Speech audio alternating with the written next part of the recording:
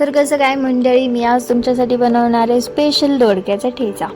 हा जो वेल लावलेला दिसतो तो लावला माझ्या सासऱ्याने आणि खूप दिवसांच्या अशा मेहनतीनंतर आला त्याला छोटासा दोडका. तर म्हणलं चला काहीतरी नवीन ट्राय करूया.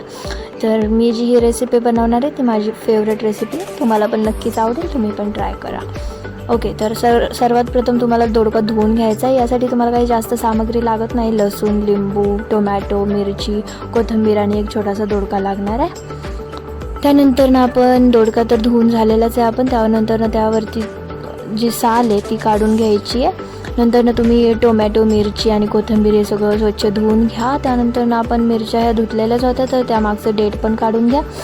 आणि तुम्हाला दोडका जो दिसतोय तो क्यूबमध्ये, छोट्या क्यूबमध्ये कट करायचा आहे. टोमॅटो पण त्याचप्रमाणे तुम्हाला छोट्या छोट्या क्यूबमध्ये कट करायचा आहे. कोथिंबीरही कट करून घ्या. हे सगळं कट करून झाल्यावरती तुम्हाला घ्यायचं लो गॅसवरती एक तवा ठेवायचा आणि तो गरम झाल्यानंतर त्यावरती तुम्हाला टाकायच्यात मिरच्या आणि लसूण आणि मिरच्या तुम्ही एकत्र भाजून घ्या. थोडंसं तेल टाका. लाल झाल्यानंतर थोड्याशा लालसर मिरच्या पडल्या की तुम्ही ते डिशमध्ये काढून घ्या. त्याचप्रमाणे तुम्ही दोडकाही भाजून घ्या.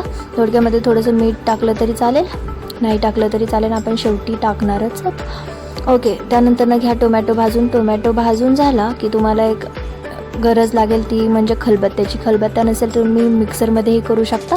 खलबत्त्यामध्ये तुम्हाला करायचं आहे मिरची, भाजलेली लसूण आणि जिरे आणि मीठ, कोथिंबीर, टोमॅटो जे सगळं काही भाजलेलं होतं ते सगळं ॲड करायचं आहे. आणि त्यानंतर तुम्ही शेंगदाणे ॲड करायचे. त्यामध्ये तुम्ही कच्चेही ॲड करू शकता, भाजलेलेही. एक अख्ख्या लिंबाचा रस त्यामध्ये टाकायचा आणि हे सगळं तुम्हाला एक बारीक वाटून घ्यायचं. त्यानंतर सगळ्या शेवटी टाकायचं तो म्हणजे तुम्हाला दोडका ॲड करायचा आहे. त्यामध्ये दोडका ॲड करून झाला की तो तुम्ही चमच्याने हलवून घ्या. त्याला बारीक करायची गरज नाही आहे खलबत्त्यामध्ये.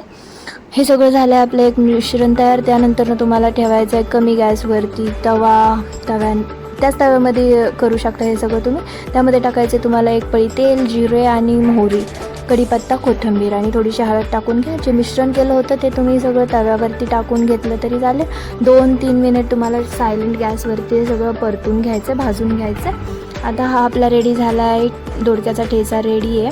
तर तुम्हाला हे कशासोबत, भाकरीसोबत चालेल, ज्वारीची चालेल आणि बाजरीच्या भाकरीसोबत पण खाऊ शकता. जर कुणाला तिखट लागत असेल तर तुम्ही हे दह्यासोबत पण खाऊ शकता हा ठेचा मिक्स करून.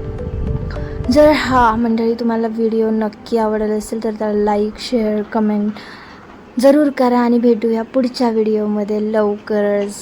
Bye bye.